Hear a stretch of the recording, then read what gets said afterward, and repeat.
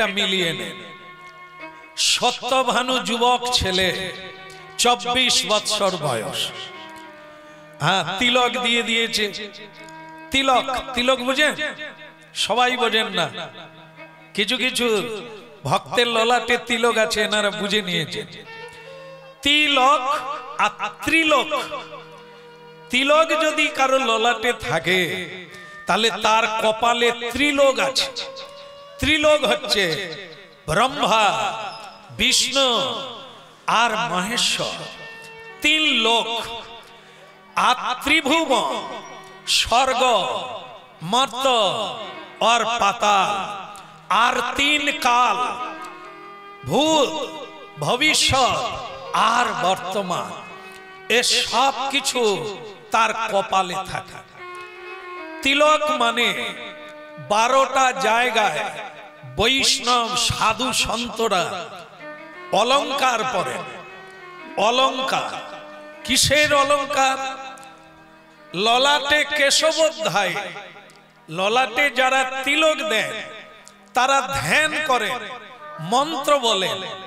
ললাটে কেশবোধ্যায়, কেশবকে যিনি রাধার বধূয়া, যিনি যশোদা নন্দন কৃষ্ণ, যিনি সকল কারণের কারণ, সেই ভগবানকে ভক্তগণ ললাটে রাখেন।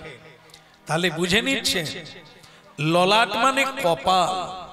আমরা বলি আমার কপালে নাই, একেবারে সত্য। আপনার কপালে যদি ভগবান না থাকলো তাহলে আর কি থাকবে? কিছুই নাই। শুধু যাইরে বাপরে যন্ত্রণা ছাড়া আর কিছুই নাই। যদি ললাটে কৃষ্ণ থাকবে তাহলে ত্রিভুবন আছে, 14 ভুবন আছে, সর্বশক্তি আছে এবং সর্ব আনন্দময় ভগবান আছে। দেখে, গতকাল আমি কলকাতা নিউ টাউনে কীর্তন গাইছিলাম। সেখানে ধনী মানি গুণী মায়েরা হরিনাম শুনছে ললাটে তিলক দিয়ে। অতি ধনী বাড়ির মায়েরা, কোনো গহনা নাই, শাখা সিঁদুর আর তিলক, তুলসীর মালা, চোখের জলে কাঁদছে। আর শেষে এসে বললেন, বাবা ভগবানকে জানাও কোনো অলংকার লাগবে না, দামি শাড়ি লাগবে না, যেন যতদিন বাঁচবো গোবিন্দের সেবা করতে। দেখে, যারা একবার এই তত্ত্বটি বুঝতে পারে তাদেরকে কেউ দুঃখী করতে পারবে না। এই জন্য ভগবদ গীতা আর শ্রীমদ্ ভাগবতের কথা কত গুরুত্বপূর্ণ।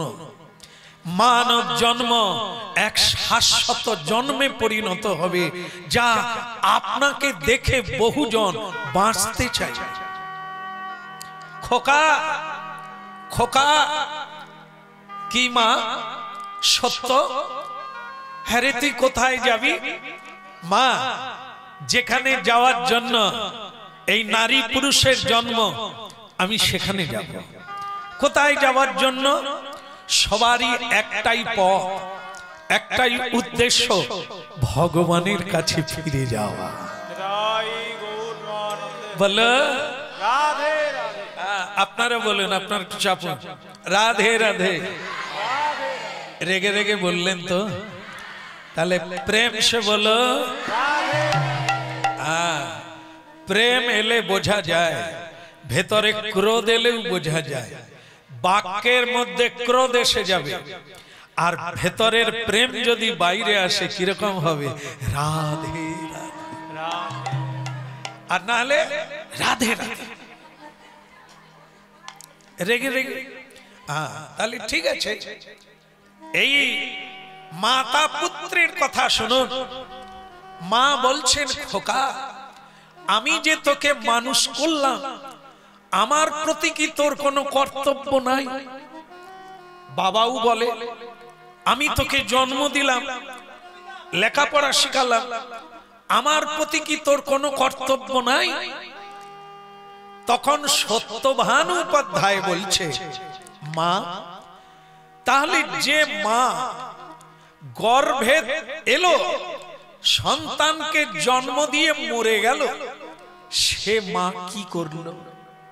তার ঋণ শোধ কি করে হবে? কর্তব্য পালন কি করে হবে? যার বাবা সন্তানের জন্ম দিয়ে মরে গেল, সে বাবা কি কর্তব্য করলো? সন্তান তার প্রতি কি কর্তব্য করবে? বাবা মা কি জন্ম দিতে পারে? এই জায়গাটা আপনারা কি বলবেন? পারে কি পারে না? বাবা মা সন্তান সন্ততির জন্ম দেন কিনা? বলুন হ্যাঁ। আর না বলছে, যাক, হরি কথা যদি কেউ শুনেন তাহলে যথার্থ সত্য হলো না। আর সাংসারিক জীবনে জড় জগতের কথা হচ্ছে হ্যাঁ। আমি যদি বিয়ে না করি, স্বামী স্ত্রীর মিলন যদি না হয়, সন্তান কোথা থেকে হবে? আমি হলাম বাবা, আমি হলাম মা, কারণ আমি জন্ম দিয়েছি। তাহলে খোঁজ রাখবেন, এ পৃথিবীতে অনেক বাবা মানে স্বামী স্ত্রী 14 বছর কেটে গেছে, একটা সন্তান হয়নি। কত ঠাকুর দেবতার চরণে গিয়ে হামাগুড়ি দিয়ে পড়ছে, তবু পায় না। কি করে হলো? যদি মানুষ জন্ম দিতে পারে তাহলে ওরা পাচ্ছে না কেন? আচ্ছা, এও ছেড়ে দেয়। যাদের এক এক করে 4টি কন্যা হয়ে গেল, ছেলে ছেলে করে 4টাই মেয়ে হয়ে গেল, একটা ছেলে হলো না কেন? তুমি যদি জন্ম দিতে পারো, একটা মেয়ে একটা ছেলে তো গড়ে নিতে পারো, কেন পারে না? কারণ এর পরেও কি মূর্খ মানুষ বুঝবে না ওটা মানুষের ইচ্ছায় হয় না, ওটা তার ইচ্ছায়। কি দেবেন আর কি নেবেন, কখন দেবেন, কবে দেবেন, সেটা মানুষ পারবে না। মানুষ কর্ম করতে পারে, ফল তিনি দেবে। কর্মণ্যে বাধিকার আসতে মা ফলেষু কদাচন। হ্যাঁ, মহামূর্খ পুত্র হবে বলে কন্যা হয়ে গেল, কান্নার শেষ নাই। কন্যা হবে বলে পুত্র হয়ে গেল, কান্নার শেষ। এই জন্য তুমি চেয়েও না, তোমার কর্ম তুমি করো, ফলাফল। যেমন এনার বাড়িতে এসে শুনলাম, বলছেন প্রভু তখন গর্ভে সন্তান এসেছে মাত্র, আমরা কামনা করে রেখেছি যদি কন্যা সন্তান হয় প্রভুকে আনবো, মানে আমাকে আনবে। আমার তো বিপদের শেষ নাই, ভাবতে পারে যদি কন্যা না হতো তার মানে আমাকে আর।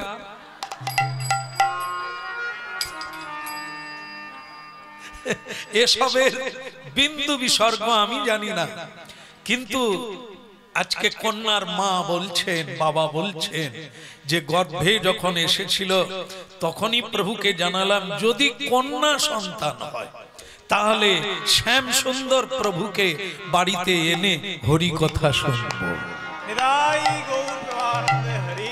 আমি তখন শুনে ভাবলাম বোধহয় ভগবান আমার দিকে মুখ চেয়ে থেকেছেন, ভাগ্যিস কন্যা হলো, আমার আসার সুযোগ হলো। হ্যাঁ, দেখুন কিরকম বিষয়। হ্যাঁ, এগুলি সব হচ্ছে তার দান, আমরা চাইলে হয় না। চাই বলেই এত দুঃখ পাই, এত দুঃখের কারণ তা চাওয়ার কারণ। এই জন্য চাইতে নাই, না চাইতে যিনি এত দিলেন, কি দিলেন? সব চাইতে মূল্যবান বস্তু হচ্ছে এই দেহ, এই চমৎকার কারিগরি, এই চমৎকার কারিগরের কারিগরিত্ব যা মানুষ জীবন। দুর্লভ এই মনুষ্য জন্মটা যিনি দিয়েছেন, যার দ্বারা দেখা যায়, যার দ্বারা শোনা যায়, যার দ্বারা আস্বাদন করা যায়, যার দ্বারা সুখ আনন্দ শান্তি অনুভব করা যায়, সেই দেহটা যিনি দিয়েছেন তিনি স্বয়ং ভগবান। জয় জয় রাধা মাধব জয় জয় কুঞ্জ বিহারী জয় জয় রাধা মাধব জয় জয় কুঞ্জ বিহারী জয় জয় রাধা মাধব জয় জয় কুঞ্জ বিহারী জয় জয় রাধা মাধব জয় জয় কুঞ্জ বিহারী গোপীজন বল্লভ গিরিবরধারী গোপীজন বল্লভ গিরিবরধারী গোপীজন বল্লভ গিরিবর। হাত যদি থাকে দাঁড়িয়ে হলেও তালি দেন, কেন বলুন তো? দুটো ভাগ হবে, সারা জীবনের কর্ম দুটো ভাগ হবে, একটা গোবিন্দের কর্ম আর একটা মায়ার কর্ম। আজকে যদি হাতে তালি দেন ওটা গোবিন্দের কর্মরূপে আলাদা ভাগ হবে। কতটা করেছ? রাধা মাধব জয় জয় কুঞ্জ বিহারী জয় জয় রাধা মাধব জয় জয় কুঞ্জ বিহারী গোপীজন বল্লভ গিরিবরধারী গোপীজন বল্লভ গিরিবরধারী জয় রাধা মাধব জয় জয় কুঞ্জ বিহারী জয় রাধা মাধব জয় জয় কুঞ্জ বিহারী যশোদানন্দন ব্রজ জন রঞ্জন যশোদানন্দন ব্রজ জন রঞ্জন যশোদানন্দন ব্রজ জন রঞ্জন যশোদানন্দন ব্রজ জন রঞ্জন যমুনা তীরবন চারি রাধা মাধব জয় জয় কুঞ্জ বিহারী জয় জয় রাধা মাধব জয় জয় কুঞ্জ বিহারী জয় জয় রাধা মাধব জয় জয় কুঞ্জ বিহারী জয় জয় রাধা মাধব জয় জয় কুঞ্জ বিহারী বলো রাধা মাধব কি, কৃষ্ণ কন্হैया কি। তাহলে কি হলো? তাহলে তুমি বাড়িতে থাকবে না, সত্যভানুকে বলছে, মনে আছে তো? হ্যাঁ, তুমি তাহলে বাড়িতে থাকবে না, বিয়ে শাদী করবে না। মা তুমি জানো আমাদের বাড়ি কোথা? এটা কি আমাদের বাড়ি? আমরা তো এটাই বলি, আধার কার্ড দেখাই, এই তো আমার বাবার নাম, এই তো আমার মায়ের নাম, এই তো আমার বাড়ি। না, এগুলো হচ্ছে সব বাসা বাড়ি। আগের জন্মে অন্য জায়গায় জন্ম হয়েছিল, এবারে এখানে, পরের বারে আবার কর্ম অনুসারে আমার জায়গা বদল হয়ে যায়। তাহলে কে কার মা? মা বদল হচ্ছে, বাবা বদল হচ্ছে, বাড়ি বদল হচ্ছে। তাহলে আসল বাড়ি কোনটা? হ্যাঁ, মেদিনীপুরে জন্ম, কলকাতা কর্মের ফলে কলকাতায় একটা কোয়ার্টার ভাড়া নিয়েছে, মানে বাসা ভাড়া। তাহলে কি কলকাতা যেখানে ভাড়া নিল ওটা কি ওর নিজের বাড়ি? নিজের বাড়ি হচ্ছে মেদিনীপুর বলবে। আমরা এখানে ভাড়া নিয়েছি কর্মের জন্য, আসল বাড়ি কোথায়? কোথায় যেন বললেন?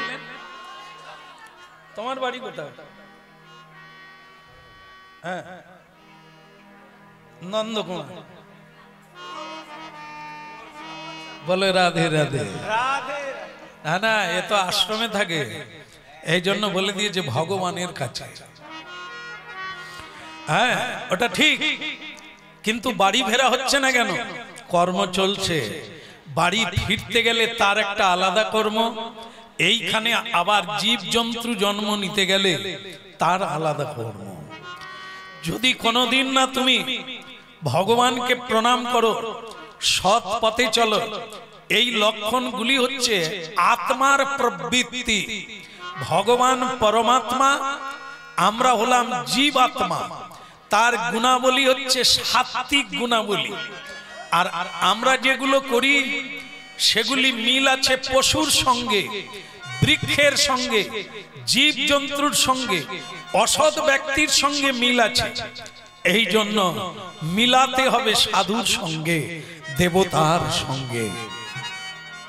তাহলে বাড়ি হলো গোলক বৃন্দাবন, স্বরূপে সবার হয় গোলকেতে স্থিতি, আসল জায়গা সেটা। ভুল করে আমরা অন্য গলিয়ে ঢুকেছি, বাবাকে না বলে, মাকে না বলে। অন্য গলি হলো কামের গলি, লোভের গলি, ক্রোধের গলি। আমরা ঢুকে গেছি, এখন আর পথ খুঁজে পাই না, বাড়ি যাব কোন পথে। কলিকালে মহাপ্রভু এলেন হরি নামের মশাল জ্বেলে নিয়ে। ওরে ভয় নাই, কে কোথায় আছিস, হাত তোল, হরি বল বল, আমি তোদেরকে ফিরে নিয়ে যাব। এই জন্য দেখেন না, মহাপ্রভুর চিত্রপট আর বিগ্রহ দেখবেন হাত কোন দিকে। কেন হাত তুলতে হয়? ভারী বিজ্ঞান সম্মত। যদি কেউ নদী পার হতে গিয়ে নৌকা ডুবি হয়ে যায়, মানে যারা জলে ডুবে যায়, তারা যদি বাঁচতে চায় তাদেরকে কি করতে হবে? হাত তুলতে হবে। কেন? হাত দেখাতে হয়। মা ঠিক বলছে, হাত দেখাতে হবে আমি এখানে। দ্বিতীয় নৌকা নিয়ে তোমাকে তুলতে আসবে, তুমি যদি বলো বয়ে গেছে, আমি হাত তুলবো কেন? বলে তাহলে বয়ে যা, তুই পড়ে থাক। মহাপ্রভু বলছে ভব সমুদ্রে ডুবে যাওয়া জীবগণ, তোমরা তো হাবুডুবু খাচ্ছ মায়ার সংসারে, এখন যদি হাত তুলে হরি বল বলো, আমি তোমাদেরকে তুলে নিয়ে যাব। কি বোঝা যাচ্ছে? নিতাই গৌর। দেখে বলতেই হবে, না বলেছ তো মরেছ। আচ্ছা, গরুর কটা হাত আছে? গরু এই মেয়ে, এই ঝঞ্ঝনি, গরুর কটা হাত? গরুর 4টা হাত। তাহলে মানুষের কটা হাত? মানুষের 2টো হাত, গরুর 4টা হাত। তার হাতই নাই, 4টা পা। তাহলে মানুষ ভগবানের সেবা, মানুষের সেবা, গুরুজনের সেবা তালি দিয়ে কীর্তন করতে পারে, গরু কি পারে? গরুও ভগবানের সৃষ্ট জীব, সে পারে না, আমরা পারি। কিন্তু আমরা যদি না করি, যারা করে না, হাত পেয়েও হাতে তালি দেয় না, কীর্তন করে না, গোবিন্দের সেবা করে না, তারা কি গরু? না না, ভগবান দিয়ে দেখেছিল, দেখি একে গরুর জন্ম না দিয়ে মানুষের জন্ম একবার সুযোগ দি, কি করে? কিন্তু দেখলো করে না, পরের বারে কি করবে? বলে এর হাতের কোনো কাজ নাই, তাহলে একে মানুষের দলে রেখে লাভ নাই। তাহলে একে কি করা যাবে? 2টো পা তো আগের থেকে আছে, শুধু হাতের বদলে হাত 2টো। বোঝা গেল? যেমন কর্ম তেমন।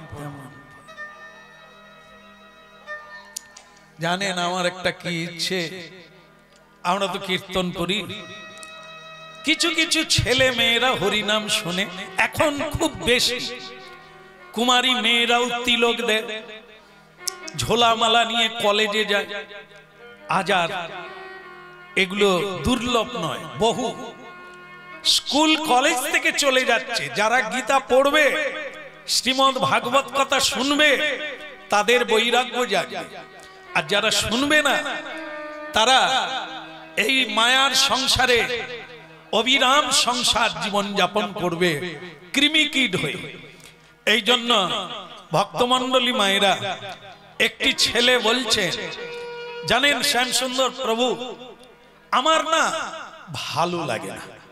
কেন কেন বলে, কি জানেন, আমার কীর্তন শুনে আমার ভালো লাগে কি না, শ্রীকৃষ্ণ বাঁশি বাজাতেন আর কোটি কোটি গোপিনীরা তার কাছে এমনিতে এসে যেত। আমিও চাই যে আমি অনেকগুলো বিয়ে করব, অনেকগুলো আমার মেয়ে চাই, কিন্তু সমাজ সংসার তা মানে না, এটা আমার ভালো লাগে না। কি করলে হওয়া যায়? তুমি একটা দারুণ কথা বলেছ। তুমি কি চাও এইরকম? বলে হ্যাঁ। এ কি, এটা করা চলবে না, এটা তোমার ঠিক না, এসব কি কথা? আমার ইচ্ছে যা চাইবে তাই, যেরকম বলে না আত্মতুষ্টি, তো জগৎ আত্মা যেটা চায় সেটা খাবো, মন যেটা চায় সেটা নেব। কোন শাস্ত্রে লেখা আছে খালি এটা করো না? হ্যাঁ ঠিক আছে, মন যেটা চায় সেটা তুমি নেবে নেবে। রাস্তা দিয়ে অন্য কারো বউ চলে যাচ্ছে, তোমার মন চাইছে, ধরে দেখ একবার,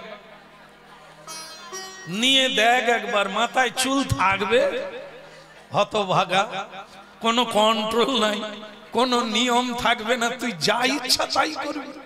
হ্যাঁ, মন যা চায় তাই খাবি রে। গরু ছাগল তুই খাবি, তোকেও তো খাবে কে? বাবার বাবা।